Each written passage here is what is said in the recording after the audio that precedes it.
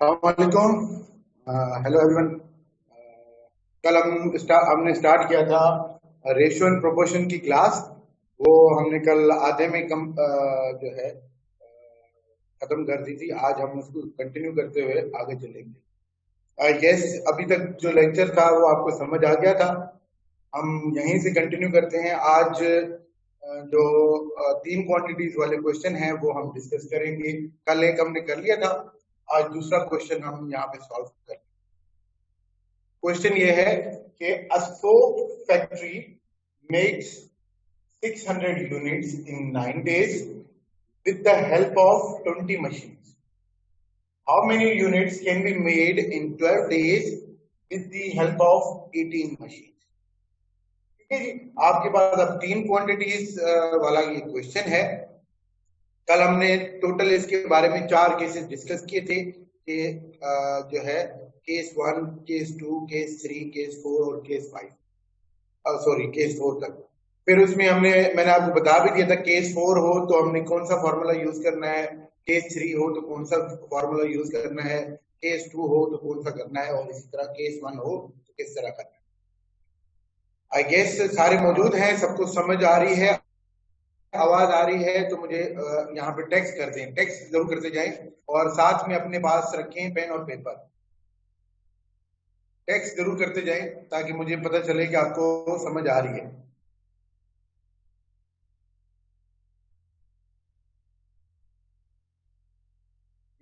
ठीक है, ठीक है, ठीक है, ठीक है। Thank you, thank you. बस ये टेक्स्ट करते जाइएगा, जहां जहां पे आपको समझ ना आए वहां पे भी मुझे बता दिएगा, और जहां पे आपको समझ आ रहा हो वो भी मुझे टाइम टू टाइम बताते रहे। चलें जी, आज ये वाला प्रॉब्लम करते हैं। मैंने कल आपको बताया था कि आपकी मर्जी है, आप क्वांटिटीज की जो तरतीब है, Q1 कौन सा होना चाहिए, Q2 कौन सा होना चाहिए, Q3 कौन सा होना चाहिए, वो आपकी मर्जी है। जिस तरतीब में रखना चाहें आप रख सकते हैं, उसका आंसर पे कोई इफेक्ट नहीं होगा। हाँ, अलबत्ता ये हो सकता है कि आपकी तरतीब की वजह से जो केस नंबर है वो चेंज हो जाए। चलें जी, इसको हम सॉल्व करते हैं क्वेश्चन को। अब तीन क्वांटिटीज है हमारे पास। क्वांटिटीज के नाम मैं यहां पे लिख देता हूं, Q1, Q2 और Q, ये तीन क्वांटिटीज है हमारे पास। अब पहली क्वांटिटी है नंबर ऑफ यूनिट्स, मतलब नंबर ऑफ यूनिट्स कितने बन रहे हैं, नंबर ऑफ यूनिट्स, या आप सिंपली इसको यूनिट्स भी लिख सकते हैं, नंबर ऑफ यूनिट्स।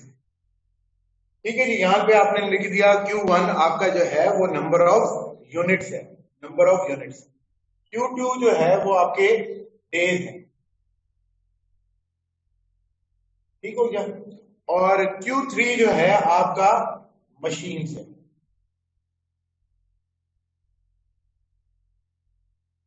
ये तीन क्वांटिटीज हो गई। अब हमने वैल्यू भी अभी तक पुट नहीं किए, हमने वैल्यू पुट नहीं करनी। अभी हमने सिर्फ ये मालूम करना है कि Q1 और Q2 का आपस में रिलेशन क्या है। Q1 और Q2 का आपस में रिलेशन क्या है वो स्टेब्लिश हो जाए, फिर उसके बाद हम क्या करेंगे, Q2 और Q3 का आपस में रिलेशन क्या है वो हम स्टेब्लिश करेंगे। अभी हम Q3 को भूल जाते हैं। अब हम डिस्कस करते हैं कि ये Q1 और Q2 के दरमियान आपस में रिलेशन क्या है। यूनिट्स, नंबर ऑफ यूनिट्स और नंबर ऑफ डेज। मशीन्स को हम इग्नोर करते हैं, हमारे पास कितनी भी मशीन हो उससे हमें फर्क नहीं पड़ता। हम डिस्कस कर रहे हैं कि अगर हमारे पास दिन ज्यादा होंगे, सोप फैक्ट्री है तो उसमें यूनिट्स ऑफ सोप बनेंगे, तो ज्यादा दिनों में ज्यादा यूनिट्स बनेंगे। ठीक है जी, एक आंसर आ गया, बिल्कुल सही है। अगर हमारे पास दिन ज्यादा होंगे तो यूनिट्स भी ज्यादा बनेंगे, और अगर दिन कम होंगे तो जाहिर सी बात है यूनिट्स भी कम बनेंगे, और दिन जो है आपके ज्यादा होंगे तो ज्यादा यूनिट्स बनेंगे। तो इसका मतलब है एक क्वांटिटी बढ़ रही है तो दूसरी भी उसके साथ बढ़ रही है। तो इसका मतलब ये है कि ये कौन सा रिलेशन है, डायरेक्ट रिलेशन है। तो आपको पता चल गया Q1 और Q2 के दरमियान जो है वो डायरेक्ट रिलेशनशिप है। तो ये आपका क्लियर हो गया ये वाला पार्ट। अब हम दूसरे पार्ट में चलते हैं कि Q2 और Q3 के दरमियान रिलेशनशिप क्या है। तो हम इसको इग्नोर कर देंगे। अब इसको हमने इग्नोर कर दिया है। अब हम क्या करने जा रहे हैं, Q2 और Q3 के दरमियान रिलेशनशिप डेवलप कर रहे हैं। अच्छा जी, मशीन से हमारे पास और दूसरा है नंबर ऑफ डेज। हमने कोई भी काम करना है, सोप बनाने हैं, कुछ भी काम करना है, अगर हमारे पास मशीनें ज्यादा हो तो ज्यादा दिन लगेंगे या कम दिन लगेंगे? जाहिर सी बात है, आपके पास मशीनें ज्यादा होंगी तो आप कम दिनों में कोई भी असाइनमेंट जो है वो कंप्लीट कर लेंगे। मतलब आपके मशीन्स बढ़ेंगी तो काम करने के जो डेज हैं वो रिड्यूस हो जाएंगे। सिमिलरली आपकी अगर मशीनें कम हो जाएंगी तो क्या हो जाएगा, नंबर ऑफ डेज, जो भी काम होना था वो उसके नंबर ऑफ डेज बढ़ जाएंगे। तो इसको हम बढ़ा रहे हैं तो ये कम हो रहा है नंबर ऑफ डेज। अगर आप नंबर ऑफ मशीन इंक्रीज कर दें तो आपके नंबर ऑफ डेज कम हो जाएंगे। सिमिलरली अगर आप मशीनों की तादाद कम कर देते हैं तो आपके नंबर ऑफ डेज बढ़ जाएंगे कोई भी काम करने के लिए। तो इससे मतलब क्या हुआ कि ये इन दोनों के दरमियान जो है वो इनडायरेक्ट रिलेशनशिप। तो हमारा एस्टेब्लिश हो गया ये केस कि पहला Q1 और Q2 जो है वो डायरेक्ट है और Q2 और Q3 जो है वो इनडायरेक्ट है। जब हमारे पास ये वाला सिचुएशन होती है तो केस नंबर कौन सा होगा? केस 2। ठीक है जी, वेरी गुड। तो केस नंबर 2 ये आपका हो गया, केस नंबर 2। ठीक है जी। और केस नंबर 2 में आपको पता है अब आपने क्या करना है, सिर्फ वैल्यूज पुट करनी है और केस नंबर 2 के हिसाब से सॉल्व कर देना है। तो हम क्या करते हैं, वैल्यूज पुट कर देते हैं। इसकी होगी 600 और डेज हमारे पास कितने हैं, 9, और मशीन कितनी है, 20। और यहाँ पे आपके यूनिट्स मालूम नहीं है और आपके डेज हैं 12 और आपकी मशीन हैं 18। तो फॉर्मूले के हिसाब से वो आपका क्या हो जाएगा, case number 2 B into C upon A is equal to E into F upon. अब हम वैल्यूज पुट करेंगे इस केस के हिसाब से। B की वैल्यू है 9 इंटू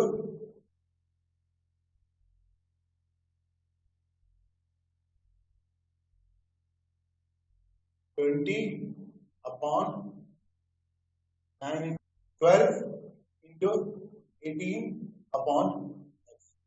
इसको आप फर्दर सिंप्लीफाई करेंगे तो आपके पास आंसर आ जाएगा। पर हम क्या करते हैं, अभी हम इसकी जो तरतीब थी उसको चेंज कर देते हैं। ये तो हमने लिख दिया Q1, Q2, Q3, उसमें यूनिट्स, डेज, मशीन।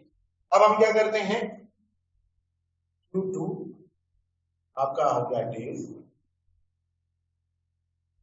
और सॉरी Q1 आपके हो गए डेज, Q2 आपकी मशीन और Q3 आपकी हो गई। अब हमने तरतीब चेंज कर दी है, तरतीब चेंज कर दी है। अब क्या होगा, अब आपने बताना है कि Q1 और Q2 के दरमियान रिलेशनशिप क्या है। Q1 और Q2 के दरमियान रिलेशनशिप क्या है। अब आपको ऑब्वियसली पता चल रहा है कि हम इसको इग्नोर कर देंगे कि डेज और मशीन का आपस में रिलेशन। अगर हम मशीन्स बढ़ाएंगे तो कोई भी काम करने में आपके डेज कम लगेंगे और अगर हम मशीन्स रिड्यूस कर दें तो डेज ज्यादा लगेंगे। तो इसका मतलब है Q1 और Q2 के दरमियान जो है वो रिलेशन है इनडायरेक्ट। Q1 और Q2 के दरमियान रिलेशन है इनडायरेक्ट। और अब हम मालूम करते हैं Q2 और Q3 के दरमियान रिलेशन क्या है, वो है मशीन्स और डेज। मशीन्स और डेज का आपस में यूनिट क्या है, अगर आपके पास मशीन्स ज्यादा होंगी तो यूनिट्स भी ज्यादा प्रोड्यूस होंगे और अगर मशीन्स कम होंगी तो यूनिट्स भी ऑब्वियसली कम प्रोड्यूस होंगे। तो Q2 और Q3 के दरमियान जो है वो रिलेशन जो है वो डायरेक्ट। तो आपका ये प्रॉब्लम जो है वो सॉल्व हो गया। पहला Q1 और Q2 इनडायरेक्ट और Q2 और Q3 डायरेक्ट हो गया। तो इस वाले केस में, इस वाली सिचुएशन में ये केस नंबर कौन सा बनेगा, ये केस नंबर कौन सा बनेगा, कि पहला इनडायरेक्ट है और दूसरा डायरेक्ट है। तो ये केस नंबर कौन सा बनेगा, एस्टेब्लिश क्या होगा कि ये केस नंबर कौन सा है, पहला इनडायरेक्ट और दूसरा direct. Case number 3, yes case number ये 3 है, बिल्कुल ये केस नंबर 3 है। अब आपको एस्टेब्लिश हो गया ये केस नंबर 3 है। आप क्या करेंगे, इसकी वैल्यूज पुट करेंगे। वैल्यूज पुट करेंगे, डेज कितने हैं हमारे पास 9, मशीन कितनी है 600 और यूनिट्स क्या है आपके सिमिलर यूनिट्स क्या है, सॉरी मशीन से 20 और मशीन से 20 और यूनिट्स हैं आपके, और आपके जो डेज हैं वो कितने हैं, वो 12 और यूनिट्स आपको मालूम है। और केस नंबर 3 क्या कहता है, केस नंबर 3 कहता है कि A into B upon C equal to D into E upon. अब अगर आप वैल्यूज पुट करें इसमें तो ये क्या हो जाएगा 9 into 20 upon 600 is equal to 12 into 18 upon, और इसमें कोई भी फर्क नहीं है। तो इसका मतलब ये हुआ, यहां से हम कंक्लूड क्या कर रहे हैं कि जो है तरतीब चेंज करने से, क्वांटिटीज की तरतीब चेंज करने से, सीक्वेंस चेंज करने से आंसर पे कोई फर्क नहीं पड़ेगा, अलबत्ता केस नंबर वेरी हो सकता है। ओवरऑल आंसर आपका सेम आएगा, पर केस नंबर यहां पे लग रहा था केस नंबर 2 और यहां पे आपका केस नंबर, तो ये सिर्फ डिफरेंस आएगा, इसमें केस नंबर 2 लगेगा, पर ओवरऑल आंसर जो है वो सेम आएगा दोनों का। और इसको अगर हम सिंप्लीफाई करें तो ये दोनों जो है ये 600 इस तरफ चला जाएगा, मल्टीप्लाई हो जाएगा, और ये दोनों जो है नीचे आ जाएंगे, डिवाइड हो जाएंगे, और x जो है वो ऊपर चला जाएगा। तो x will be equal to, ठीक है जी, x will be equal to 12 into 18 into 600 upon 9 into 20। अगर हम इसको सिंप्लीफाई करें फर्दर, 0 0 में कैंसिल हो जाएगा, और 9 1 9 9 2 18, और ये 2 और 2 आपस में कैंसिल हो गए। अब हमारे पास 12 और ये 60 बच गया, तो 12 6 72, 72 के आगे एक 0 लगा देंगे, तो इसका आंसर होगा 700 और 20 यूनिट्स, 700 और 20 यूनिट्स। और इसको भी सिंप्लीफाई करेंगे तब भी आपका आंसर क्या आएगा 720। ठीक है जी, तो ये आपको आई गेस क्लियर हो गया है।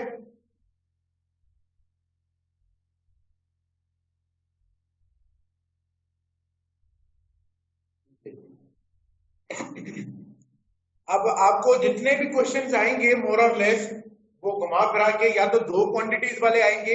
2 क्वांटिटीज वाले मैंने आपको कल हमने डिस्कस कर दिया था कि 2 क्वांटिटीज आ जाए तो हमने कैसे सॉल्व करना है कि अगर वो इनडायरेक्ट होंगे तो आमने सामने हमने मल्टीप्लाई कर देना है with the sign of equality, और अगर जो है उनके दरमियान डायरेक्ट रिलेशनशिप है तो हम उसको क्रॉस मल्टीप्लाई करेंगे with the sign of equality. 2 quantities के क्वेश्चन आएंगे तो हमने उस तरह करना है, और अगर 3 क्वांटिटीज की क्वेश्चन आए तो हमने इस तरह करना है। ठीक है जी, क्लियर होता है, क्लियर है। अच्छा जी, ये रिलेशन कैसे बन रहे हैं, इनके दरमियान डायरेक्ट रिलेशन है या इनडायरेक्ट रिलेशन है, एक क्वेश्चन आया है, तो वो कैसे एस्टेब्लिश करेंगे कि ये डायरेक्ट है और ये इनडायरेक्ट है। जिन्होंने कल मेरा लेक्चर अटेंड किया है उनको तो मालूम होगा, शायद कोई नए स्टूडेंट है जिनकी वजह से उनको डिफिकल्ट है। अच्छा जी, हमने मालूम करना है कि Q1 और Q2 के दरमियान रिलेशनशिप कौन सा है, वो हम मालूम करने के जा रहे हैं कि यूनिट्स और डेज के दरमियान रिलेशन किस तरह एस्टेब्लिश होगा, ये हम डिस्कस कर रहे हैं। कि अगर आपने किसी भी फैक्ट्री में काम कर रहे हैं तो वहां पे साबुन बनाने की वो फैक्ट्री है, तो अगर आपके पास ज्यादा दिन होंगे तो आप जो साबुन के जो यूनिट्स है वो ज्यादा बना सकेंगे या कम बना सकेंगे। दिन ज्यादा होंगे तो ऑब्वियसली आप जो है नंबर ऑफ यूनिट्स भी ज्यादा बनाएंगे, और अगर आपके पास दिन कम होंगे तो आप जो है यूनिट्स भी कम बनाएंगे। तो अगर एक चीज को आप बढ़ा रहे हैं और साथ ही दूसरी चीज भी बढ़ रही है तो इसका मतलब है ये डायरेक्ट रिलेशन। और एक चीज को कम करें तो दूसरी चीज भी कम हो जाए तो इसको हम कहेंगे कि ये डायरेक्ट रिलेशन है। पर ऑन द कंट्री यहां पे देखिए ये डेज और मशीन, यहाँ पे इस केस में क्या हो रहा है कि मशीन्स अगर आपके पास ज्यादा हैं कोई भी काम करने के लिए, तो जितनी ज्यादा मशीनें होंगी उतने कम दिन में आप काम कंप्लीट कर लेंगे, और अगर मशीनें कम होंगी तो आपको दिन ज्यादा लग रहे हैं। अगर आपकी मशीनें ज्यादा हैं तो आपके दिन कम हो रहे हैं, तो इसका मतलब है ये चीज बढ़ रही है और इसके साथ ये चीज कम हो रही है, तो इसका मतलब है इन दोनों के दरमियान जो है वो इनडायरेक्ट रिलेशन है। ठीक है जी, आई गेस के जिसने पूछा था उसको थोड़ा सा क्लियर हो गया कि रिलेशनशिप कैसे स्टैब्लिश करते हैं। यहाँ पे भी आप देखें इन दोनों के दरमियान इनडायरेक्ट रिलेशनशिप है और इन दोनों के दरमियान जो है वो डायरेक्ट रिलेशन। मतलब एक चीज बढ़ाएं तो दूसरी चीज भी बढ़ जाए, और अगर एक चीज बढ़ाए और दूसरी चीज कम हो जाए तो वो इनडायरेक्ट, और एक चीज बढ़ाए और दूसरी चीज भी बढ़ जाए तो वो डायरेक्ट। चले जी, इसी टाइप के आपके दूसरे क्वेश्चन होंगे, तीन क्वांटिटीज वाले जितने भी होंगे वो आइदर फॉल होंगे केस नंबर 1, 2 और 3 या 4 में, और दो क्वांटिटीज वाले मैंने आपको कल बता दिया था कि क्रॉस मल्टीप्लाई और आमने सामने मल्टीप्लाई करना है। अच्छा जी, इसमें फिर एक और कैटेगरी के क्वेश्चन आते हैं रेशियो एंड प्रोपोर्शन।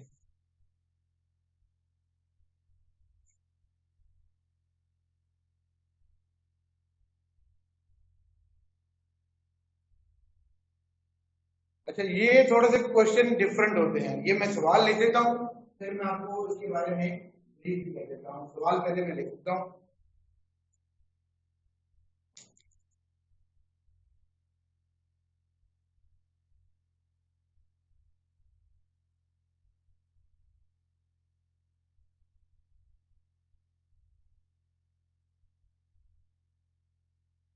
क्वेश्चन है कि ए या Ali can do a job in Bilal can do same job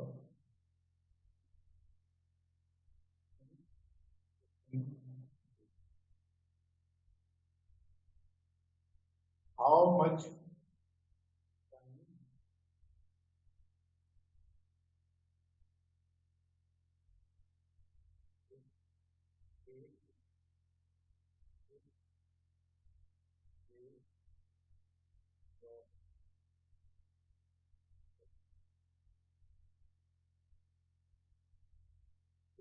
सवाल मैं रिपीट कर देता हूं।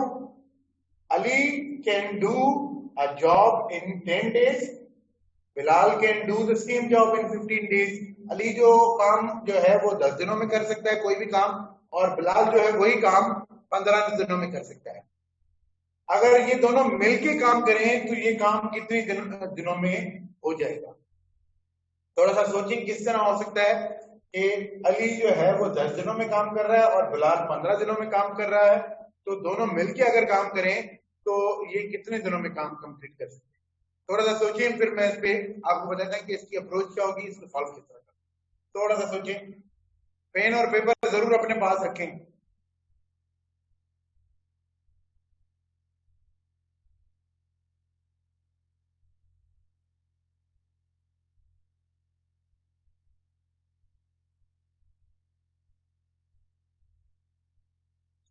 ठीक है जी, एक आंसर आ गया, वो सही आंसर है।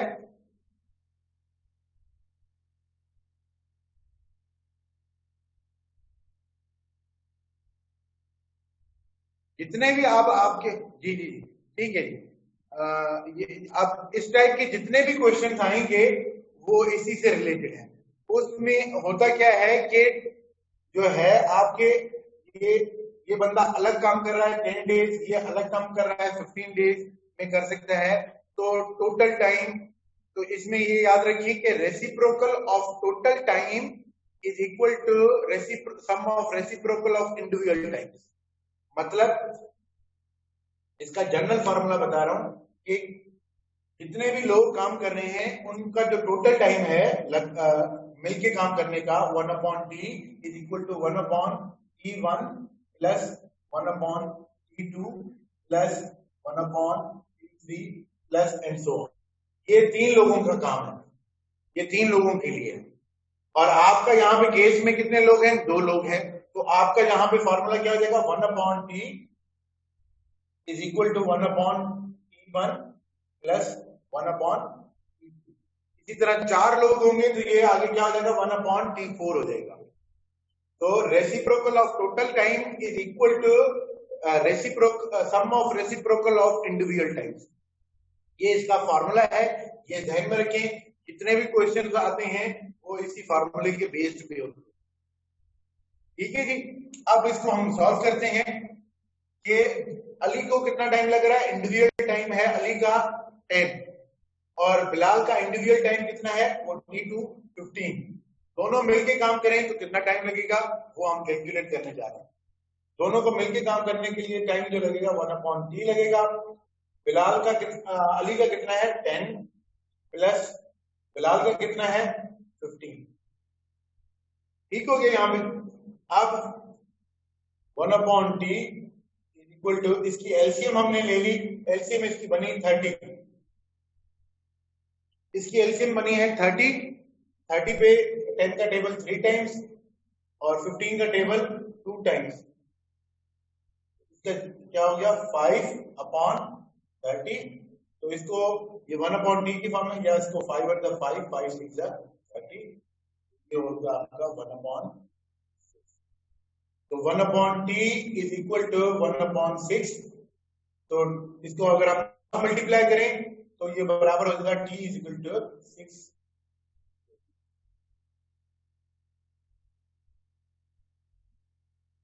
क्लियर है एवरीवन? क्लियर? अगर क्लियर है तो बताते जाएं ताकि फिर हम इसे नेक्स्ट वाले क्वेश्चन से करें।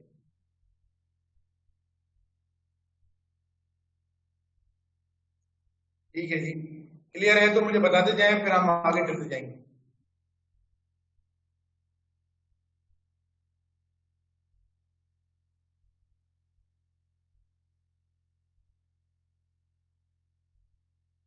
अगर क्लियर होता जा रहा है तो मुझे काइंडली इन्फॉर्म करते जाएं ताकि हम आगे चलते जाएं।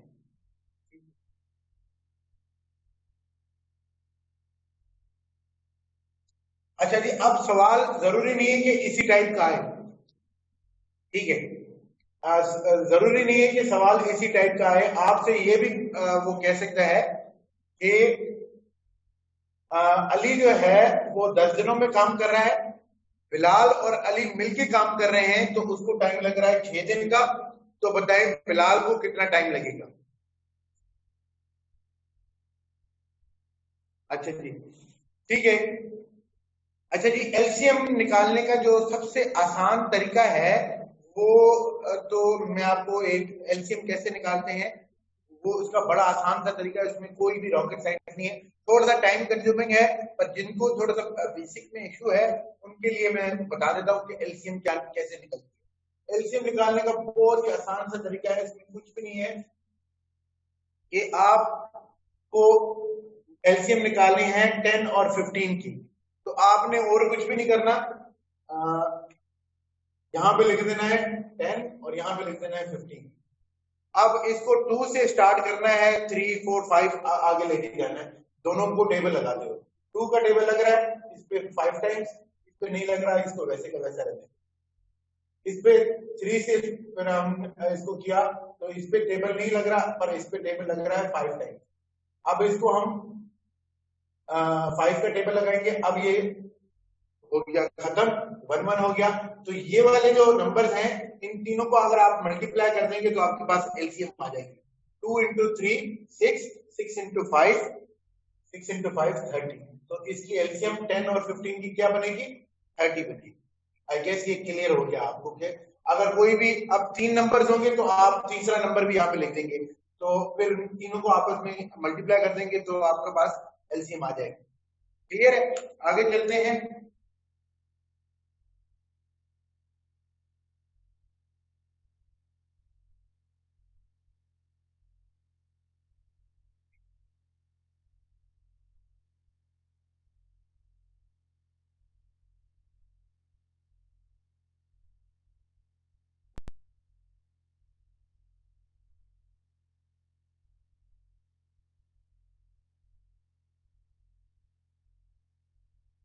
अच्छा जी।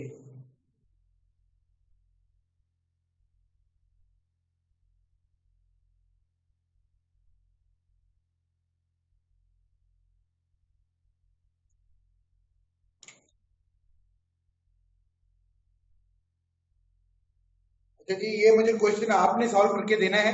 मैं सवाल लिख देता हूँ। सवाल मैं लिख देता हूँ, ये सॉल्व आपने करना है। अगर आपसे सॉल्व नहीं होगा तो मैं आपको सॉल्व करके दे दूंगा, पर कोशिश आपने पहले करनी है कि ये सवाल कैसे सॉल्व करना है।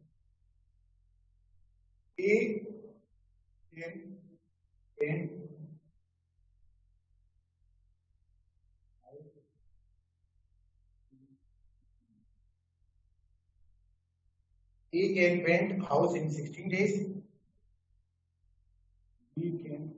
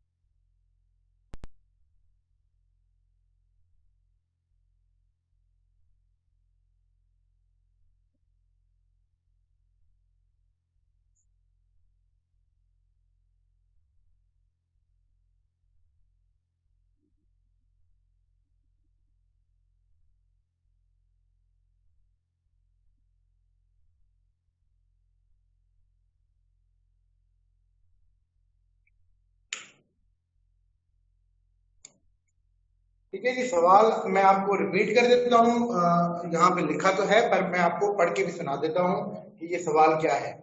सवाल में ये आपको कह रहा है कि A can paint house in 16 days. A जो है वो हाउस को पेंट कर रहा है 16 दिनों में। बी जो है वो सेम हाउस को 20 दिनों में पेंट कर सकता है, पर with the help of painter C. Painter C है, इसकी हेल्प लेने के बाद ए और बी जो है वो 8 दिनों में वो घर को पेंट कर देते हैं। 8 दिनों में घर को पेंट करते हैं। तो बताएं कि पेंटर सी अगर अकेला जो है वो हाउस को पेंट करे तो उसको कितने दिन लगेंगे। अगर पेंटर सी अकेला काम कर रहा है तो उसको घर को पेंट करने में कितने दिन लगेंगे। ए को लग रहे हैं 16 दिन, बी को लग रहे हैं 20 दिन, और ये दोनों तीनों मिलके काम कर रहे हैं तो लग रहे हैं 8 दिन। तो आप बताएं कि अगर अकेला सी पेंटर हो तो वो कितने दिनों में वो हाउस को पेंट कर देगा। इतना मुश्किल क्वेश्चन नहीं है, 30 सेकेंड्स में हो सकता है। 30 सेकेंड तक आप कोशिश करें, उसके बाद मैं आपको ये सॉल्व करके।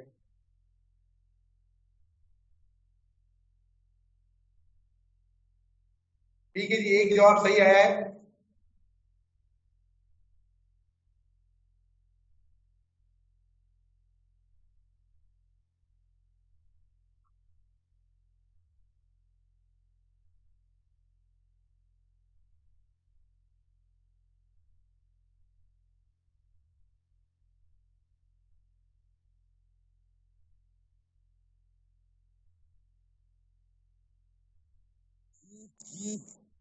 ठीक है जी, दूसरा भी आया है, सही जवाब है।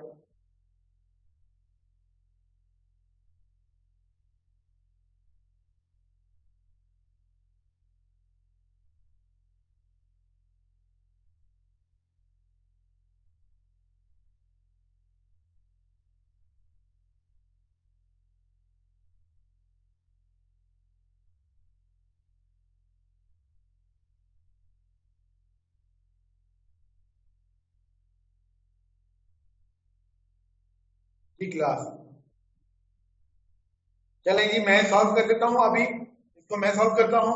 आपको पता है कि टोटल टाइम जो है, कलेक्टिव टाइम जो लग रहा है, उसका रेसिप्रोकल बराबर है सम ऑफ इंडिविजुअल रेसिप्रोकल टाइम। तो आपको पता है कि 1/t, ये तो टोटल टाइम है, ये 1/t1 प्लस 1/t2 प्लस 1/,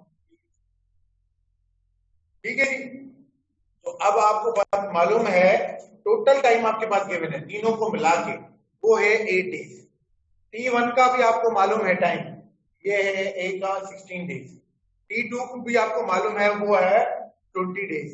सिर्फ आपको मालूम नहीं है तो वो है पेंटर सी, वही आपसे रिक्वायर्ड है कि T3 मालूम करें। अब हम क्या करेंगे, इसमें कुछ भी मुश्किल चीज नहीं है, वैल्यूज पुट करेंगे, ये हो जाएगा 1/8 is equal to 1/16 plus 1/20 plus 1/, ठीक हो गया।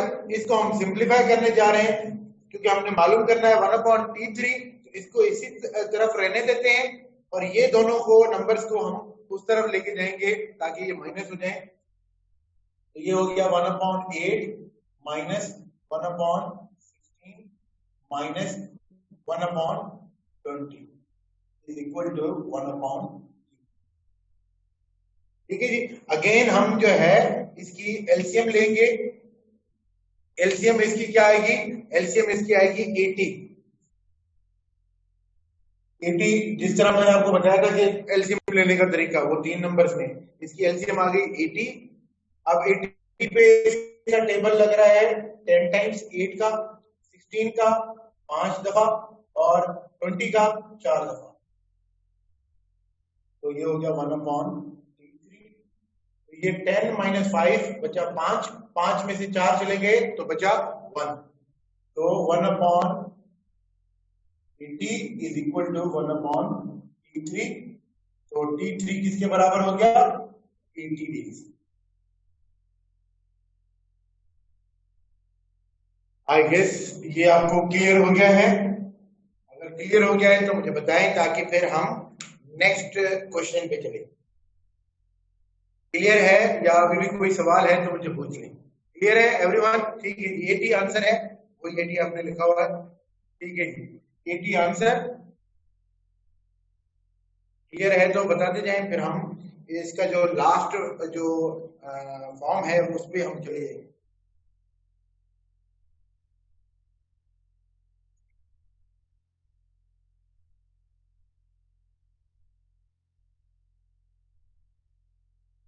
ठीक है जी, क्लियर है। अच्छा जी, अब कभी कभार जो सवाल आता है वो दूसरी टाइप का भी आता है।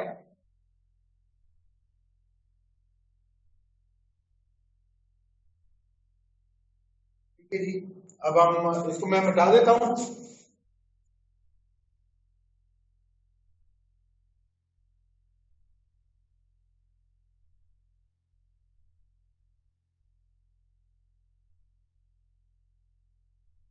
तो मैंने मिटा दिया। अब सवाल आपसे पूछ रहा है कि divide ₹782 among the boys proportional to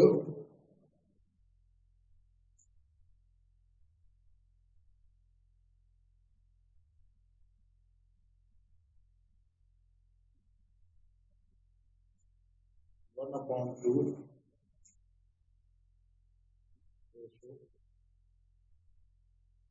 upon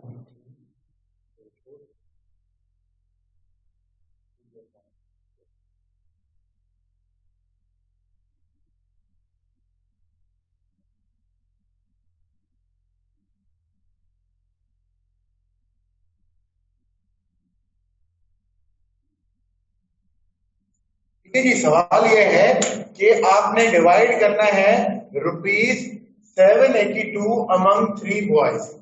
3 लड़कों में आपने 782 रुपीज डिवाइड करना है, और डिवाइड इस तरह करना है कि वो प्रोपोर्शन किस में हो, 1/2 रेशो 2/3 रेशो 3/4।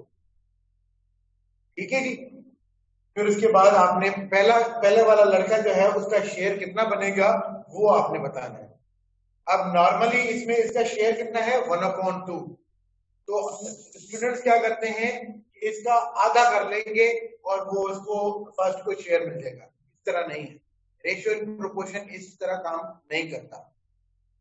तो इसका सबसे आसान सा तरीका ये होता है कि आपने सबसे पहले क्या करना है कि ये जो रेशियो हमारे पास फ्रैक्शन फॉर्म है, फ्रैक्शन फॉर्म मतलब 1/2 2/3 3/4 इस फॉर्म में है ना, तो सबसे पहले हमने इसको निकालना है फ्रैक्शन से बाहर। फ्रैक्शन से बाहर निकालेंगे और इसको बनाएंगे होल नंबर। ठीक है जी। अब ये फर्स्ट वाले का शेयर है, ये सेकंड वाले का है, ये थर्ड वाले का है। फर्स्ट वाले का कितना है, 1/2 रेशो 2/3 रेशो 3/4। ठीक है जी। अब कोशिश करके मैं इसको ऐसे नंबर से मल्टीप्लाई कर दूंगा जिससे ये फ्रैक्शन खत्म हो जाए। फ्रैक्शन मतलब ये जो डिनोमिनेटर है। अब मुझे और कोई नंबर नजर नहीं आया, पर मेरे दिमाग में एकदम 12 नंबर आया। 12 पे 4 का टेबल लग सकता है, 3 का भी टेबल लग सकता है और 2 का भी टेबल लग सकता है। अगर ये भी नहीं है तो जो नीचे डिनोमिनेटर्स हैं उनकी आप एलसीएम निकाल लें, तब भी आपके पास। तो 12 नंबर है, 12 को 1/2 के साथ मल्टीप्लाई किया तो जवाब क्या आया, 6। अब मैंने क्या किया, मल्टीप्लाई बाय 12। इससे मैंने इस पूरे को मल्टीप्लाई कर दिया। 12 से मैंने सारे को मल्टीप्लाई किया, 12 से मल्टीप्लाई किया 1/2 को, तो जवाब आया 6। और इसका जवाब आएगा 2/3 मतलब 4 और 8, और इसको मल्टीप्लाई किया तो जवाब क्या आएगा, 3 3 ठीक है जी।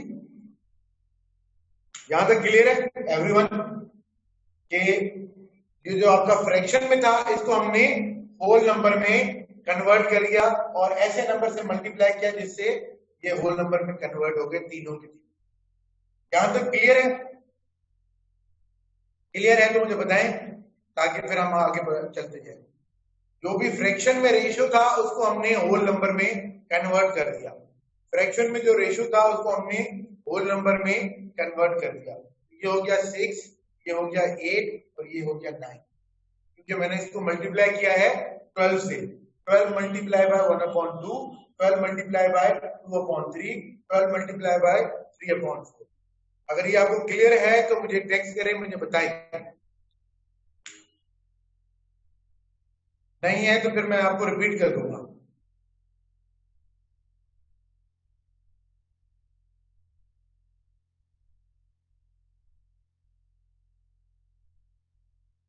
अच्छा, 12 से ही हमने क्यों मल्टीप्लाई किया?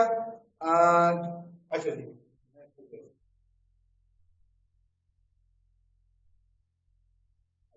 मैं इसको रिपीट कर देता हूं दोबारा से आपको समझाने के लिए। ये तो आपको पता है ना कि डिवाइड रुपीज ये है, फर्स्ट का शेयर है 1/2, दूसरे का शेयर है 2/3 और तीसरे का शेयर है जो है 3/4।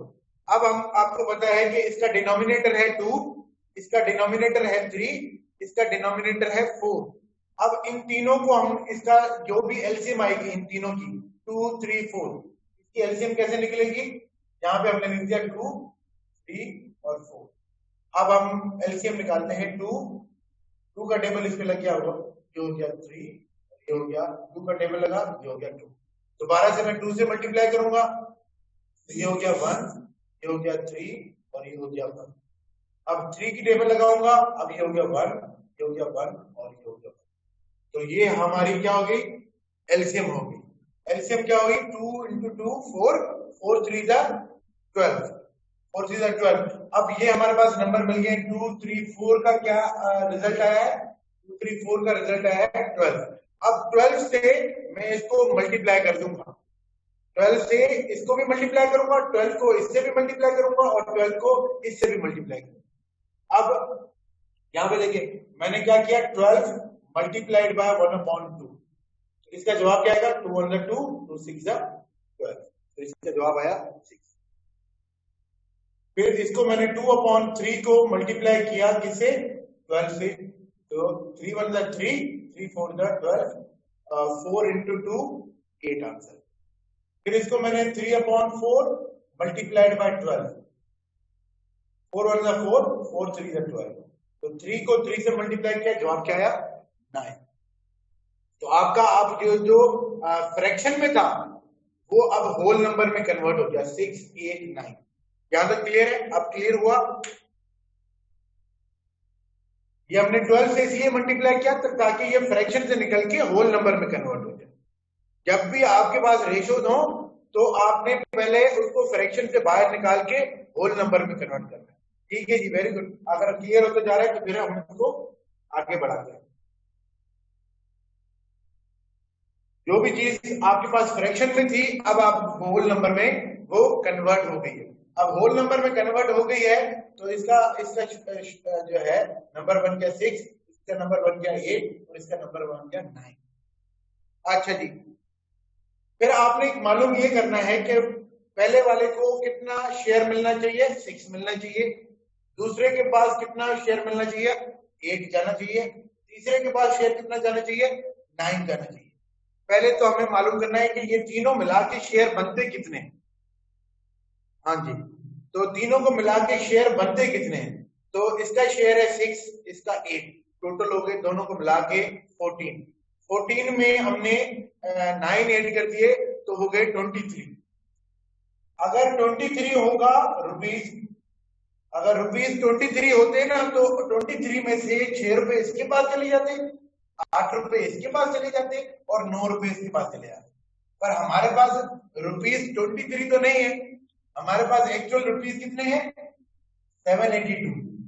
तो हमारा जो शेयर बनेगा, इसका जो शेयर बनेगा वो क्या बनेगा, 6 आउट ऑफ कितने में से, 23 में से। और टोटल पैसे कितने हैं, 782। तो ये आपका निकल आया इसका शेयर। और इसका शेयर कैसे निकलेगा, इसका शेयर कितना है, 8 आउट ऑफ 23। 23 रुपए होंगे तो 8 रुपए इसके होंगे, तो इसका शेयर कितना होगा, 8 आउट ऑफ 23। और टोटल पैसे कितने हैं, 782। तो ये दूसरे वाले का शेयर आ जाएगा। और इसी तरह इसके कितने हैं, 9 आउट ऑफ कितने, 23 और मल्टीप्लाइड बाय 782। तो ये इसका शेयर आ जाएगा। अच्छा जी, अगर हम इसको सॉल्व करें तो इसका जो आंसर आएगा वो क्या आएगा, 3।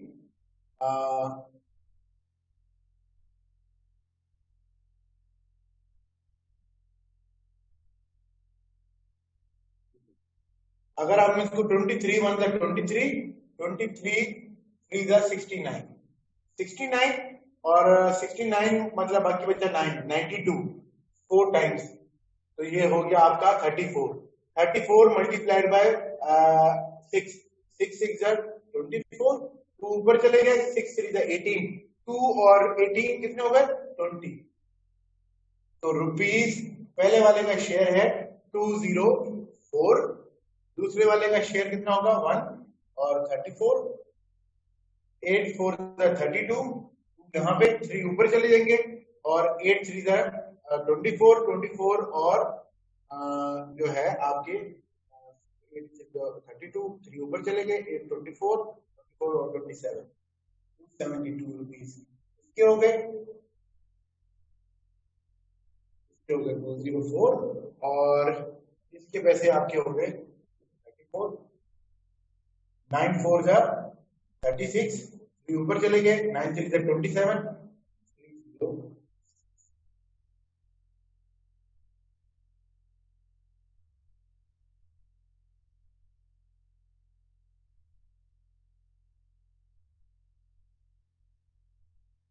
ऐड करेंगे तो वो अमाउंट कितनी बनेगी, वो अमाउंट बनेगी 782। इसका शेयर जमा इसका शेयर जमा इसका शेयर वो बराबर किसके होगा, 782 के बराबर।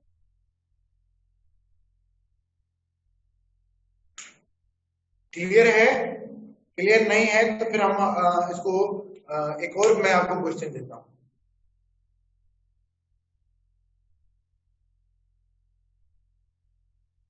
क्लियर है? ठीक है, एक और क्वेश्चन भी दूंगा जो है ना, अगर कोई कंफ्यूजन होगी तो नेक्स्ट वाले क्वेश्चन में भी आपको थोड़ा सा क्लियर होता जाएगा।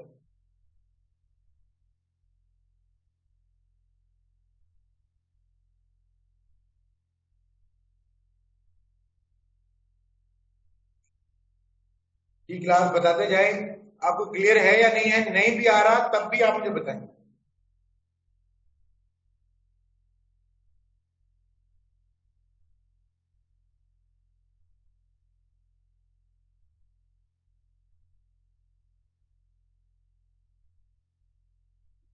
ठीक है जी, ठीक है जी, आगे हम इसको कंटिन्यू करते हैं।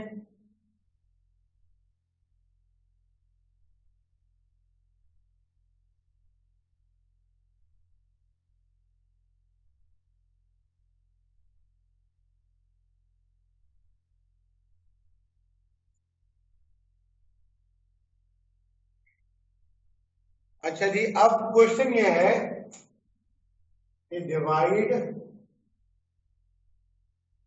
34 camels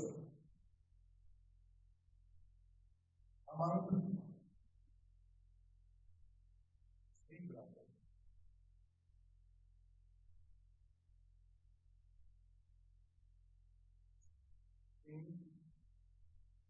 तो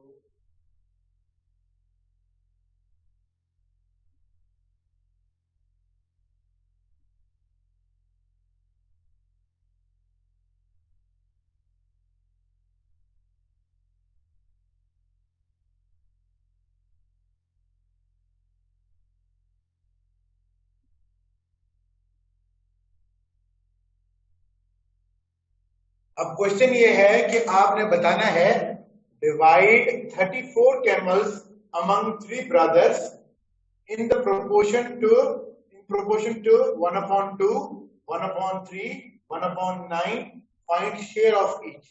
हर किसी का कितना कितना शेयर बनेगा वो आपने बताना है। आपने डिस्ट्रीब्यूट करने हैं 34 कैमल्स, और हर ब्रदर का जो शेयर है वो इस प्रोपोर्शन में है। पहले वाले का 1/2 है, दूसरे वाले का 1/3 है, तीसरे वाले का 1/9 है। ठीक है जी, तो आपने ये बताना है।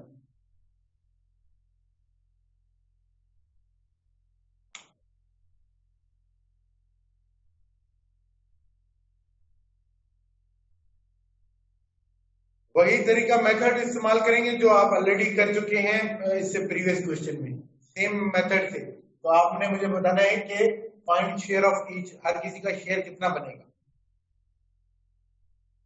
पेन और पेपर अपने पास ही रखें, उसको साथ साथ सॉल्व करते जाएं। मैं यहाँ पे भी सॉल्व करूंगा, पर आप थोड़ी सी एफर्ट लगाएं, खुद भी सॉल्व करें, फिर मैं यहाँ पे सॉल्व कर दूंगा।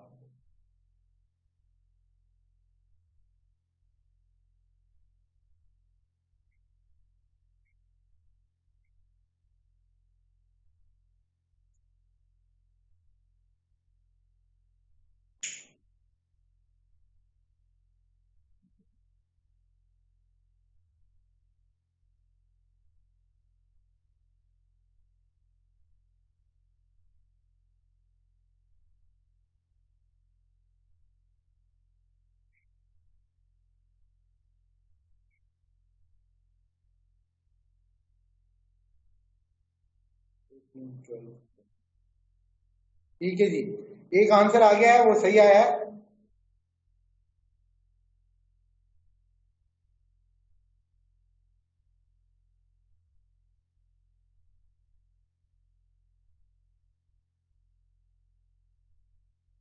ठीक है जी, 18, 12, 24, 4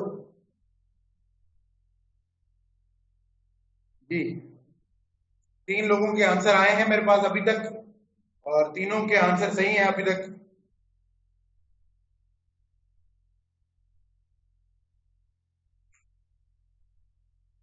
बाकी लोगों के आंसर अभी तक नहीं आए मेरे पास।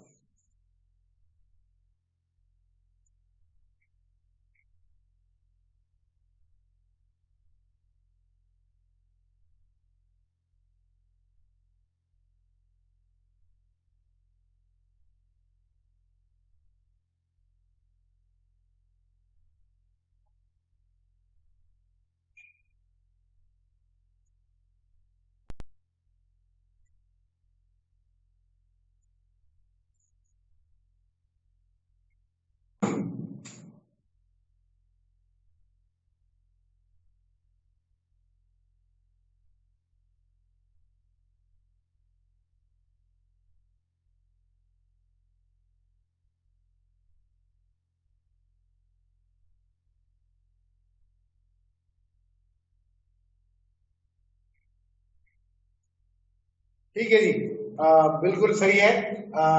इसका आंसर है 12 और 18, 12 और 24। अब वो आया किस तरह? आपको पता है कि फर्स्ट वाले का शेयर कितना होगा? फर्स्ट वाले का शेयर, सेकंड वाले का शेयर और थर्ड वाले का शेयर। ये है 1/2 रेशो 1/3 रेशो 1/9। पहले तो हमने इसको होल नंबर में कन्वर्ट करना है। होल नंबर में कन्वर्ट करने के लिए सबसे पहले हमें एलसीएम निकालनी होगी 2, 3, 9 की, जो आएगी 18। 18 से सारों को मैंने जब मल्टीप्लाई किया तो इसको 18 से मल्टीप्लाई किया, जवाब आया 9। और इसको जब मल्टीप्लाई किया तो इसका जवाब आया 6। इसको जब मल्टीप्लाई किया 18 से तो इसको जवाब आया 2।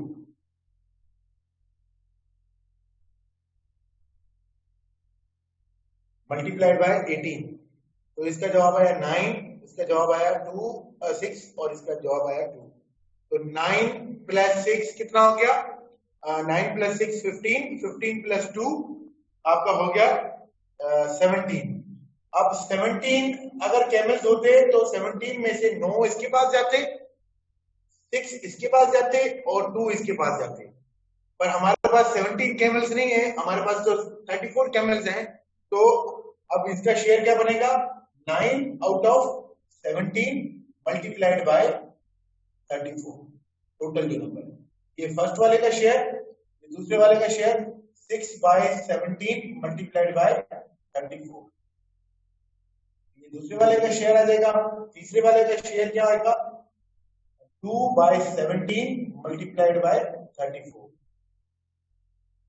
इसको हमने सॉल्व किया, 17 2, इसका जवाब आया 4, इसका जवाब आया 1, 2, 12 और इसका 17 1 17, 17 2 34, 9 2 8। तो हर किसी का शेयर क्या आया? इसका शेयर आया फर्स्ट वाले का 18, सेकंड वाले का आया 12 और थर्ड वाले का आया 4। क्लियर है?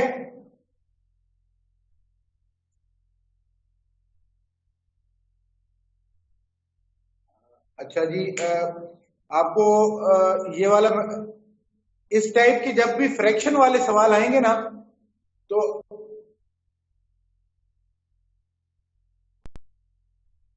अच्छा, इस टाइप के क्वेश्चंस को आपने टैकल इसी तरह ही करना है। जो इस टाइप के जो इजी मेथड से सॉल्व होने वाले होंगे वो मैं आपको बता दूंगा कि इसका आसान, सबसे आसान वाला तरीका ही मैं कोशिश करके आपको बता रहा हूँ कि जब भी आपके पास रेशियोज फ्रैक्शन में आए तो सबसे पहले आपने क्या करना है, उसको होल नंबर में कन्वर्ट कर देना है। जब आपका होल नंबर में कन्वर्ट हो जाए तो फिर आपने क्या करना है, हर किसी का शेयर मालूम करना है। तो वो आप उसको उस हिसाब से फिर जो है जो डिस्ट्रीब्यूट कर देंगे जिसका जितना शेयर बनेगा। तो कोशिश करके मैं सबसे आसान वाले तरीके कार आ रहा हूं। अब जितने भी क्वेश्चन होंगे डिस्ट्रीब्यूशन वाले, उसमें अगर फ्रैक्शन होगा तो पहले आप होल नंबर में कन्वर्ट करेंगे। अच्छा जी, अब ये तो जो टॉपिक था आज और कल हमने कंप्लीट कर दिया है, रेशियो एंड प्रोपोर्शन। अब इससे रिलेटेड पास्ट पेपर्स में जितने सवाल आए हैं फ्रॉम सीएसएस 2016 टू सीएसएस 2020, इनके जितने सवाल आए हैं वो अब हम यहाँ पे सॉल्व करेंगे, फिर उसके बाद हम आज का लेक्चर कंप्लीट करेंगे। पास्ट पेपर्स के सवाल हम सॉल्व करने जा रहे हैं। कोई कल से आपने क्या करना है कि सीएसएस के जो पेपर्स हैं वो आपने पास्ट पेपर जो है वो प्रिंट आउट करके निकाल के अपने पास रखने हैं। सिर्फ जनरल एबिलिटी वाला क्वेश्चन, फिर वो आपके पास होगा तो मुझे यहाँ पे क्वेश्चन, ठीक है जी, मैं कोशिश करके जितना आसान होगा वो उतना ही आसान करके कोशिश करके मैं पेश करूंगा जितना पॉसिबल होगा।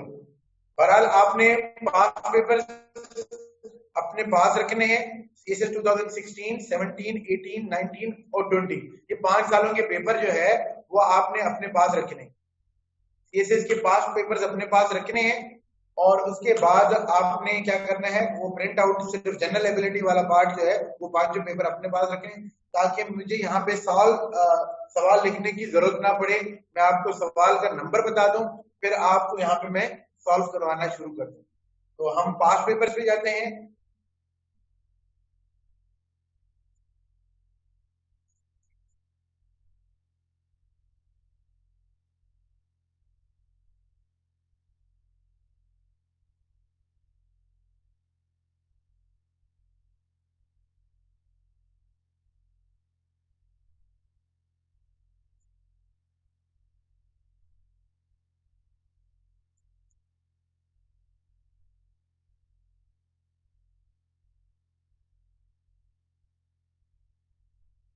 अच्छा जी, ये जो सवाल है, this is from CSS 2017। CSS 2017 का ये सवाल है।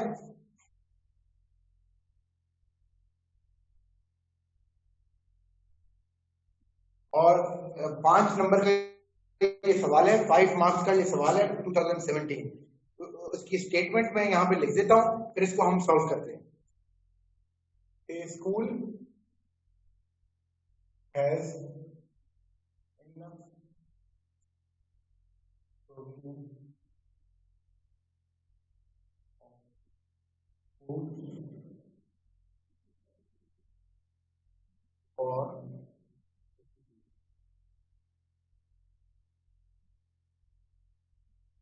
after 20 days of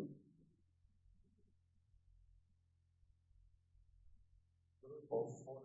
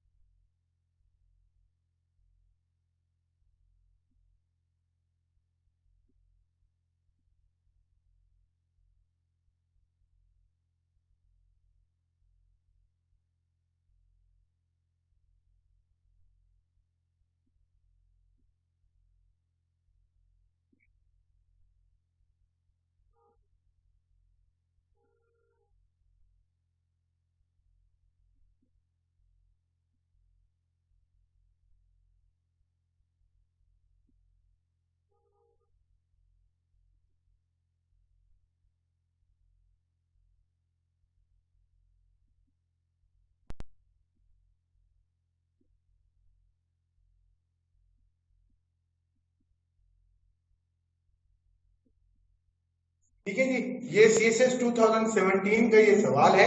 और सवाल ये है कि a school has enough provision of food for 52 days। एक स्कूल में खाने का जो प्रोविजन है वो 52 डेज का है। After 20 days a group of 400 students arrive। 20 दिनों के बाद 400 स्टूडेंट्स आ जाते हैं। अब हम स्कूल में कितने स्टूडेंट्स हैं वो हमें मालूम नहीं है। A school has enough provision of food for 52 days। फिर 20 दिन बाद ग्रुप ऑफ स्टूडेंट्स आ जाते हैं, 400 स्टूडेंट्स। और उसके बाद जो है खाना जो है अब 24 दिनों का बचा है। Food would now last for 24 days. अब खाना जो बचा है वो 24 दिनों का बचा है। How many students are there in the school actually. अब स्कूल में कितने बच्चे हैं वो आपने मालूम करके बताना है कि स्कूल में अब कितने स्टूडेंट्स हैं। अब इसमें आपको ये रेशियो एंड प्रोपोर्शन का सवाल है। आपको दो क्वांटिटीज इसमें नजर आ रही हैं। एक क्वांटिटी है नंबर ऑफ स्टूडेंट्स और दूसरी क्वांटिटी क्या है, नंबर ऑफ डेज। क्वांटिटी 1 है आपका Q1 और Q2। एक है नंबर ऑफ स्टूडेंट्स और दूसरी है नंबर ऑफ डेज। अब स्टूडेंट्स और डेज, पहले तो हमें मालूम होना चाहिए कि इन दोनों के दरमियान रिलेशनशिप क्या है। अगर स्टूडेंट ज्यादा हो तो खाना कितने दिन चलेगा, ज्यादा दिन चलेगा या कम दिन चलेगा। जाहिर सी बात है, स्टूडेंट ज्यादा होंगे तो खाना कम दिन चलेगा, और स्टूडेंट्स कम हो तो खाना जो है आपका क्या होगा, ज्यादा दिन चलेगा। तो इन दोनों के दरमियान रिलेशनशिप कौन सी है, स्टूडेंट्स और डेज के दरमियान रिलेशनशिप कौन सी है। CSS 2017 का ये सवाल है, स्टूडेंट्स और डेज के दरमियान रिलेशनशिप क्या है। अगर स्टूडेंट्स ज्यादा होंगे तो खाना कम दिन चलेगा या ज्यादा दिन चलेगा, ये आपने सबसे पहले एस्टेब्लिश करना है। यस, स्टूडेंट्स और डेज के दरमियान जो है वो रिलेशनशिप है, इनडायरेक्ट रिलेशनशिप है। स्टूडेंट्स और डेज के दरमियान इनडायरेक्ट रिलेशनशिप है। तो जब भी आपके पास दो क्वांटिटीज होती हैं तो फिर जो है और उनके दरमियान इनडायरेक्ट रिलेशनशिप हो तो आपने क्या करना है, क्वांटिटीज नंबर्स लिख के उनको आमने सामने मल्टीप्लाई करना है। अब आ जाते हैं इसके डेटा पे। अब इसके डेटा पे क्या है कि पहले हमें कितने स्टूडेंट्स थे, x, वो हमें मालूम नहीं है कितने स्टूडेंट्स हैं, और खाना कितने दिनों का है 52 डेज। ठीक है जी। अब स्टूडेंट्स कितने हैं, जितने पहले थे उसमें 400 और ऐड हो गए, जितने पहले थे उसमें 400 और स्टूडेंट्स ऐड हो गए, और अब खाना कितने दिन के लिए बचा है, 24 डेज। अब खाना कितने दिनों का बचा है, 24 डेज का। अब हमने वैल्यूज पुट कर दी। अब इसमें जो इसने एग्जामिनर ने आपके लिए ट्रिक रखी है वो यहां पे, आफ्टर 20 डेज, मतलब ये वाले जो स्टूडेंट्स हैं ये 20 दिन का खाना खा चुके हैं। अगर ये वाले स्टूडेंट्स होते तो खाना 20 दिन का खा चुके हैं, बाकी बचे कितने दिन, -20, बाकी बचे 32 डेज। अगर सेम स्टूडेंट्स होते एक्स तो खाना चलता 32 दिन, पर क्योंकि इसमें 400 स्टूडेंट्स और आ गए हैं तो खाना अब 32 की बजाय 24 दिन चल रहा है। तो आपकी इक्वेशन यहाँ पे आप क्या बनेगी, यहाँ पे आपका यहाँ पे जो है वो रिप्लेस हो जाएगा, 52 को हम रिप्लेस कर देंगे बाय 32, क्योंकि 20 दिन तो वो खाना खा चुके हैं आफ्टर 20 डेज। अब यहाँ पे आपके चीज क्या आएगी, यहाँ पे आपकी आएगी 32। अब आपको पता है कि जब भी इनडायरेक्ट रिलेशनशिप होगा तो आपने क्या करना है, आमने सामने मल्टीप्लाई कर देना है, इसको इससे और इसको इससे। तो इसको इससे मल्टीप्लाई करेंगे तो ये क्या हो जाएगा, 32x इज इक्वल टू, इसको इससे मल्टीप्लाई करेंगे 24x प्लस 400, ये आपका हो गया 24x प्लस 24 इंटू 400। अब ये 24x है, ये 32x है, ये इस तरफ चला जाएगा तो क्या हो जाएगा, माइनस का, -24 इक्वल टू 24 इंटू 400। इसका जवाब क्या आएगा, 32 में से 24 चले जाएंगे तो 8 और 24 into 400, x will be equal to 24 into 400 divided by 8. 8 was the 8, 8 3 the 24, 3 multiplied by 400, तो आपका जवाब क्या आएगा, 1200। तो x की वैल्यू कितनी है, 1200, और x प्लस 400 किसके बराबर हो जाएगा, 1200 प्लस 400 1600।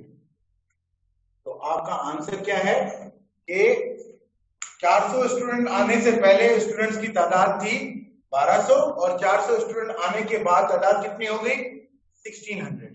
तो योर आंसर इज 1600। अभी मौजूदा जो स्टूडेंट्स हैं वो कितने हैं, 1600। आई गेस ये क्लियर है। इसमें सिर्फ छोटी सी एक ट्रिक रखी हुई थी एग्जामिनर ने, 52 की बजाय यहाँ पे आप कौन से कितने दिन आएंगे, 32 डेज, बिकॉज 20 दिन का खाना वो ऑलरेडी खा चुके हैं। आई गेस ये क्लियर है आपको।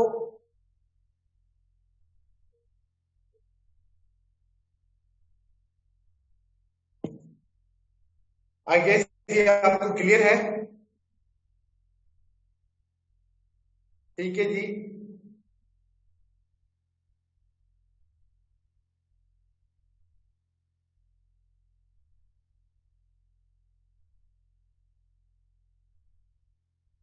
क्लियर है तो मुझे बताते जाएं ताकि हम जो बाकी क्वेश्चंस हैं वो भी सॉल्व कर दें। रिपीट कर दें, ठीक है जी, मैं रिपीट कर देता हूं दोबारा से। और कोई और किसी का क्वेश्चन मैं रिपीट कर देता हूं। ये CSS 2017 का क्वेश्चन है, और इसको मैं रिपीट कर देता हूं। ये CSS 2017 का क्वेश्चन है, और इसमें ये कह रहा है कि a school has enough provision of food for 52 days। एक स्कूल में जो खाना रखने की जो खाना जो है वो 32 दिनों 52 डेज का खाना अवेलेबल है, 52 डेज का खाना अवेलेबल है। अब उसमें कितने स्टूडेंट्स हैं वो उसने बताया नहीं, ठीक है। फिर उसके बाद क्या हो रहा है, after 20 days a group of 400 students arrive. 20 दिनों के बाद 400 स्टूडेंट्स और आ जाते हैं, पहले कितने थे वो हमें मालूम नहीं है, उसमें 400 स्टूडेंट्स और आ गए। अब खाना जो है वो कितने दिनों का बचा है, 24 डेज का। अब जो खाना चलेगा अब वो चलेगा 24 दिनों का। तो आपसे पूछ रहा है कि स्कूल में एक्चुअली स्टूडेंट्स कितने हैं। अब इसमें क्वांटिटीज हमारे पास दो हैं, Q1 और Q2। एक है स्टूडेंट्स और दूसरा है नंबर ऑफ डेज। वो हमने रिलेशन एस्टेब्लिश कर लिया कि वो इनडायरेक्ट रिलेशन है, क्योंकि अगर हम स्टूडेंट्स बढ़ाएंगे तो खाना कम दिन चलेगा, और अगर स्टूडेंट्स कम कर देते हैं तो खाना ज्यादा दिन चलेगा। अच्छा जी, जितने स्टूडेंट्स थे वहां पे एक्चुअली उनके लिए खाना 52 डेज का पड़ा हुआ था, पर 20 दिन वो खाना खा चुके हैं। अब खाना कितने दिनों का बचा हुआ है? 20 दिन का खाना खा चुके हैं, बाकी कितने दिनों का बचा? 32 डेज का बचा। अगर उतने ही स्टूडेंट होते तो खाना चलता 32 डेज, पर क्योंकि इन स्टूडेंट्स में 400 स्टूडेंट्स और ऐड हो चुके हैं, 400 स्टूडेंट, अब खाना 32 दिन तो नहीं चलेगा, अब खाना चलेगा 24 डेज। ठीक है जी, क्योंकि इसमें और स्टूडेंट्स ऐड हो गए। जब और स्टूडेंट्स ऐड हो गए हैं तो खाना कम दिन चल रहा है। तो इससे क्या हुआ कि अब आपका खाना 24 दिन का। अब आपने क्या करना है कि क्वांटिटी Q1 और Q2 के दरमियान इनडायरेक्ट रिलेशनशिप है, तो आपने आमने सामने मल्टीप्लाई किया और सिंप्लीफाई करके नंबर ऑफ स्टूडेंट्स मालूम किए। इनिशियली स्टूडेंट्स कितने थे? 1200। अब स्टूडेंट कितने हैं?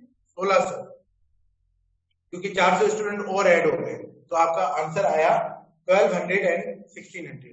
इनिशियली स्कूल में 1200 थे, 400 स्टूडेंट्स और आ गए तो कितने हो गए? 1600। वही आपको मालूम करना। इसमें सिर्फ ट्रिक यही रखी हुई थी कि यहाँ पे काफी स्टूडेंट्स ने क्या किया था, यहाँ पे 52 लिख दिया था, पर वो यहाँ पे कह चुका है कि 20 दिन के बाद, 20 दिन के बाद ये जो खाना बचा है वो 32 दिनों का बचा है। ठीक है जी, तो यहाँ पे आपने 52 नहीं लिखना, यहाँ पे आपने 32 लिखना है। बस ये इसमें जो है पकड़ने की बात थी।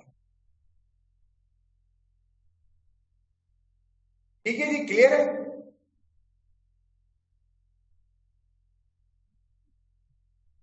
ठीक है जी, मैं जो है ये आपका CSA 2017 का क्वेश्चन हो गया है। क्वेश्चन फिर उसके बाद हम जो है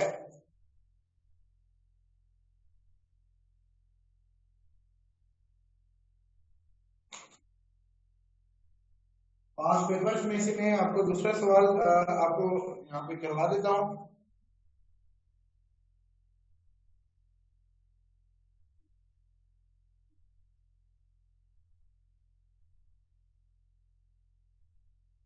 चलिए, ये पांच पेपर CSS 2016 का ये सवाल है, तो CSS 2016 में सवाल लिख देते।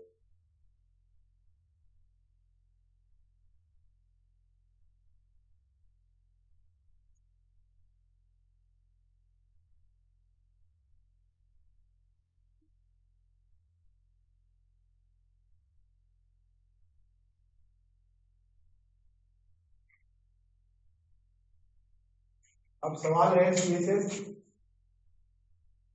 2016 का, और सवाल यह है कि divide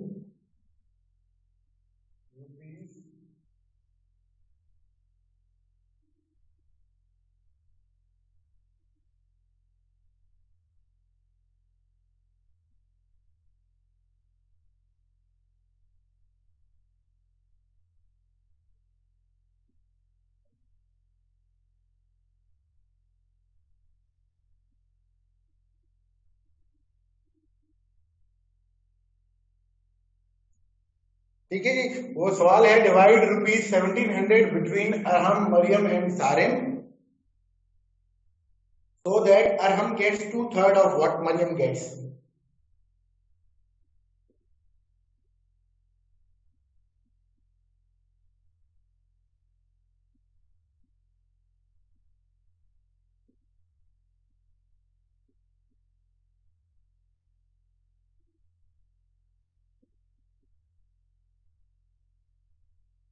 Mariam gets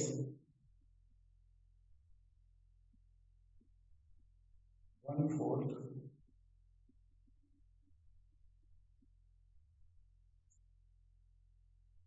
Arham gets 2/3 of what Mariam gets, and Mariam gets 1/4 of what Sarim gets.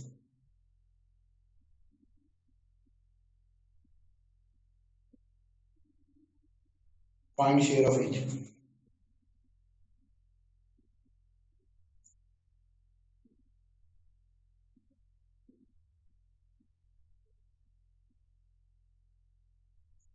ठीक है जी, कह रहा है divide ₹1700 between Arham, Mariam and Sarim so that Arham gets 2/3 of what Mariam gets and Mariam gets 1/4 of what Sarim gets. ये सवाल है, इसको हम सॉल्व करते हैं।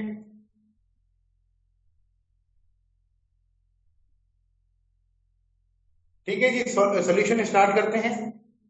बस कुछ आपकी क्वेरीज आई हैं। ठीक है जी, ठीक है जी। अब इसको हम सॉल्व करते हैं। इसको हम दो तरीकों से भी सॉल्व कर सकते हैं। एक तो हम रेशियो एंड प्रोपोर्शन से भी सॉल्व कर सकते हैं, और दूसरा हम इसको सॉल्व कर सकते हैं जो है अर्थमेटिक से भी इसको सॉल्व कर सकते हैं, अलजेब्रा से भी सॉल्व कर सकते हैं। ठीक है जी, अब इसको हम रेशियो एंड प्रोपोर्शन से सॉल्व करते हैं। आपको पता है कि डिवाइड करना है हमने 1700 को between Arham, Maryam and Sarim, so that Arham gets 2/3 of what Mariam gets and Mariam gets 1/4 of what Sarim gets. Find share of each. अब आ जाते हैं कि वो आपको पहले कंडीशन दे रहा है कि अरहम को कितना मिलने चाहिए, 2/3 of what Mariam gets. अब हम अज्यूम करते हैं कि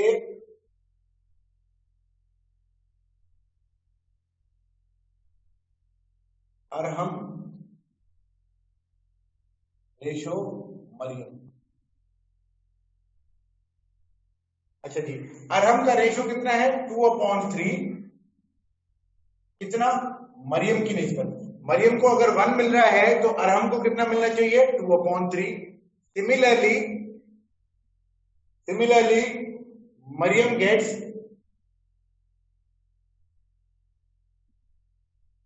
1/4 ऑफ व्हाट सारिम गेट्स। इसको मिल रहा है 1/4 रेशियो 1/7। ठीक है जी, ये Maryam gets 2/3 of what Arham gets 2/3 of what Maryam gets. Maryam को अगर 1 मिल रहा है तो इसको मिलना चाहिए 2/3, और मरियम को अगर 1/4 मिल रहा है तो सारम को मिलना चाहिए 1।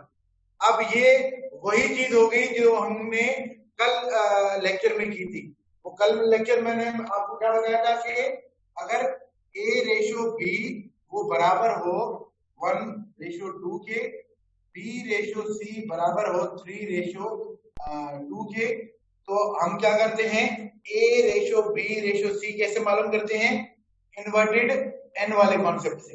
यहाँ पे भी देखें, अरहम मरियम, मरियम सारिम, मरियम का क्रॉस में है, डायगोनली है, तो अब आपका जो रेशो बनेगा वो किस तरह बनेगा, आपका रेशो बनेगा इस तरह, अरहम रेशो मरियम रेशो सारिम।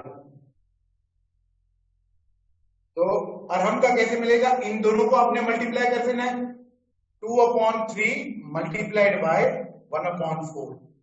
ये इसका जवाब क्या आएगा, 2 on the 2 और 3 4 the 12। तो इसको सिंप्लीफाई करेंगे तो 1/6।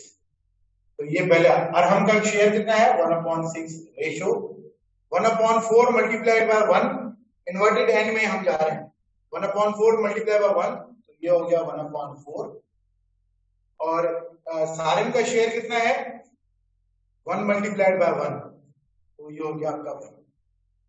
तो आपके पास अब अरहम का शेयर है 1/6, मरियम का शेयर है 1/4 और सारिम का शेयर है 1।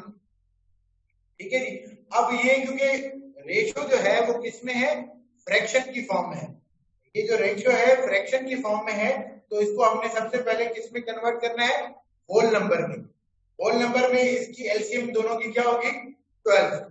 इसकी एलसीएम के साथ इसको मल्टीप्लाई कर देंगे, 12 से मल्टीप्लाई करेंगे तो क्या जवाब आएगा, इसका जवाब आएगा 2, इसका जवाब आएगा 3 और इसका जवाब क्या आएगा 12। ठीक हो गया? तो अब आपको पता चल गया कि ये सिंप्लीफाई करने के बाद इसको हमने क्या किया, मल्टीप्लाइड बाय 12। इसका शेयर कितना बनेगा 2 3 5 5 प्लस 12 17। अब इसका जो शेयर है वो कितना है 2 आउट ऑफ 17। अगर 17 रुपए होते तो 2 रुपए इसके होते, पर अब 17 रुपए तो नहीं है, अब हमारे पास 1700 है, तो 1700 के हिसाब से मल्टीप्लाइड बाय 1700। इसका जवाब क्या आएगा 100। इसका शेयर बनेगा 200 रुपीज 200, इसका शेयर बनेगा रुपीज 300 और इसका शेयर रुपीज 1200। आई गेस ये क्लियर हो गया आपको कि जिस तरह हमने फ्रैक्शन में था, फ्रैक्शन से पहले हमने होल नंबर में कन्वर्ट किया, इससे पहले वाले प्रॉब्लम में हमने जो डिस्कस किया था, फिर उसको हमने हर किसी के शेयर के हिसाब से फिर इसको डिस्ट्रीब्यूट कर लिया। आई गेस ये आपको क्लियर हो गया है। अगर नहीं हुआ तो मुझे बताएं, मैं इसको दोबारा से रिपीट कर दूंगा। ये इसकी प्रैक्टिकल एप्लीकेशन हमने A ratio B, B ratio C वो हमने यहाँ पे कर लिए। कल हमने जो है वो इस पे हमने सवाल किए थे इन्वर्टेड एन वाले में। ठीक है जी, क्लियर होता जा रहा है तो वेरी गुड वेरी गुड। ये वाला प्रॉब्लम हम जो है वो आगे चल के अलजेब्रा के साथ भी सॉल्व करेंगे, जो फिर आपको आसान मेथड लगेगा उसको फॉलो कर लीजिएगा। ये रेशियो इन प्रोपोर्शन से था, वो आगे चल के हम अलजेब्रा से करेंगे तो उससे भी ये सॉल्व हो जाएगा।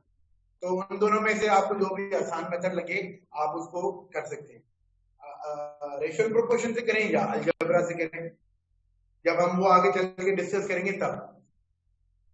ठीक है जी, क्लियर है? तो आज की क्लास हम यहीं पे सस्पेंड करते हैं।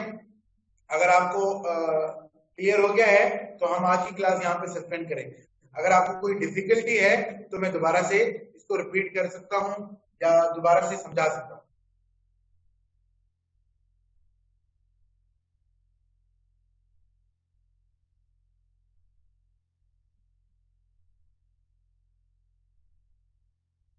जी मुझे बताते जाएं ताकि हम प्रोसीड आगे चल सके।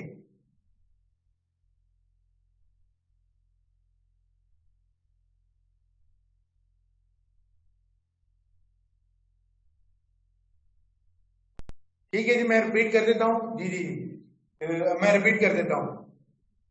अच्छा जी, ये सवाल है CSS 2016 का। इसमें आपसे पूछ रहा है, अच्छा जी जो एक्चुअल पेपर में है ना वो सवाल में ये वाली रकम जो है वो 500 है। इसको मैंने खुद ने 1700 किया है, वैसे ये एक्चुअल रकम जो है वो 500 है पेपर में, पर मेथड वही रहेगा। सिर्फ आपको समझाने के लिए मैंने 1700 लिखा। अब वो आपको कह रहा है कि divide rupees 1700 between 3 people, Arham, Maryam and Sarim. ये वही प्रॉब्लम है जो हमने कैमल वाला भी किया है और इससे पहले जो 782 रुपीज डिस्ट्रीब्यूट किए थे, पर इसमें थोड़ा सा चेंज है। अब वो कह रहा है कि इन तीनों में लोगों में डिवाइड करें, पर इसकी वो आपने डिस्ट्रीब्यूट किस तरह करना है, so that Arham gets 2/3 of what Maryam gets. Maryam को जितना मिल रहा है उसका 2/3 मिलना चाहिए किसको, अरहम को। अगर हमने यहाँ पे देखे अरहम और मरियम किया है, तो अरहम को अगर मरियम को अगर 1 मिल रहा है तो अरहम को कितना मिलना चाहिए 2/3। ये इन दोनों का रेशियो क्लियर हो गया। फिर उसके बाद आगे अगली वाली स्टेटमेंट में कह रहा है कि Mariam gets and Mariam gets 1/4 of what Sarim gets. Sarim को जितना पैसा मिल रहा है उसका 1/4 मिलना चाहिए किसको, मरियम को। तो यहाँ पे देखिए सारिम का है शेयर 1 और मरियम को कितना मिलना चाहिए उसका 1/4। ठीक है जी। अब ये अरहम और मरियम का रिलेशन तो हमें मालूम है, मरियम और सारिम का रिलेशन तो मालूम है, पर तीनों का इकट्ठा रिलेशन हमें मालूम नहीं है। तीनों का इकट्ठा रिलेशन क्या होगा, वो तब होगा जब ये दोनों चीजें बराबर होंगी। और इन दोनों को बराबर करने के लिए मैंने आपको बताया था कि इन्वर्टेड एन वाला जो मेथड है उसको फॉलो करें। तो ये आपकी ए की वैल्यू निकल आएगी, ये बी की वैल्यू निकल आएगी और ये सी की वैल्यू निकल आएगी।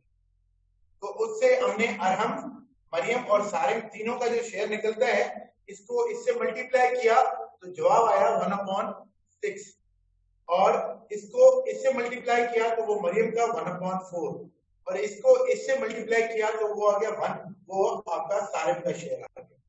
अरहम का 1/6, मरियम का 1/4 और सारिम का 1। अब ये फ्रैक्शन में है, ये आपके रेशियो जो है वो फ्रैक्शन में है 1/6, 1/4 और 1। तो फ्रैक्शन में जब भी रेशियोज होते हैं उसको हम पहले सबसे पहले कन्वर्ट करते हैं किसमें, होल नंबर में। जिससे पहले कैमल वाला क्वेश्चन किया उसमें हमने होल नंबर में कन्वर्ट किया था, यहाँ पे भी हम इसको होल नंबर में कन्वर्ट करेंगे। होल नंबर में कन्वर्ट करने के लिए इन दोनों की एलसीएम आपको मालूम होनी चाहिए। तो डिनोमिनेटर में है 6 और 4, इसकी एलसीएम हमने निकाली, वो बनी 12। एलसीएम 12 से मल्टीप्लाई किया तो इसका जवाब आया 2 और इसका जवाब आया 3 और इसका जवाब आ गया 12।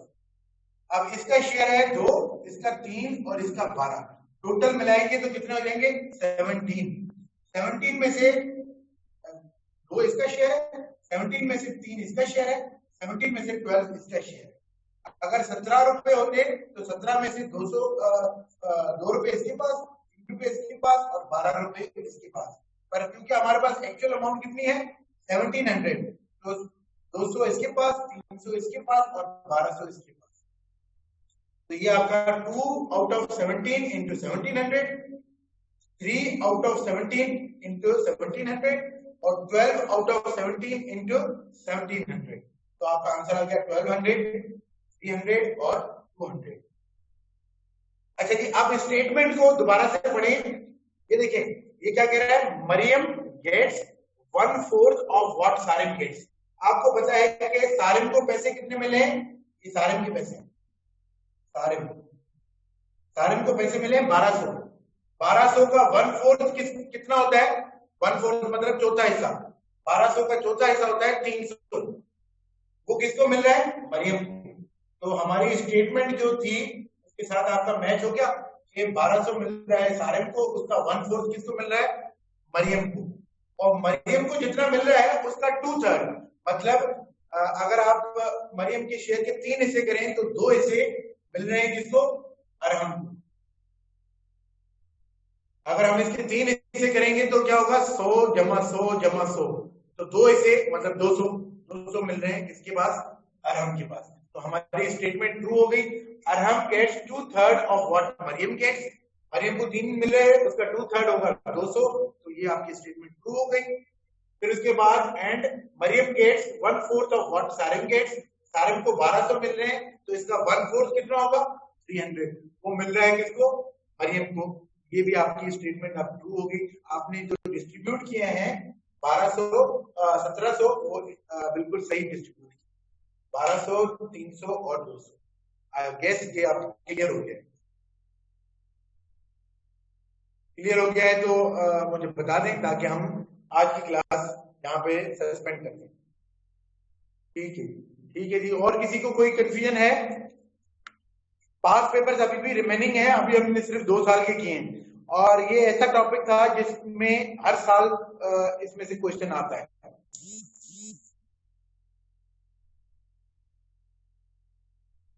तो सबको क्लियर है, मुझे बताएं क्लियर है तो फिर मैं क्लास आज की सस्पेंड करूं। ठीक है, थैंक यू,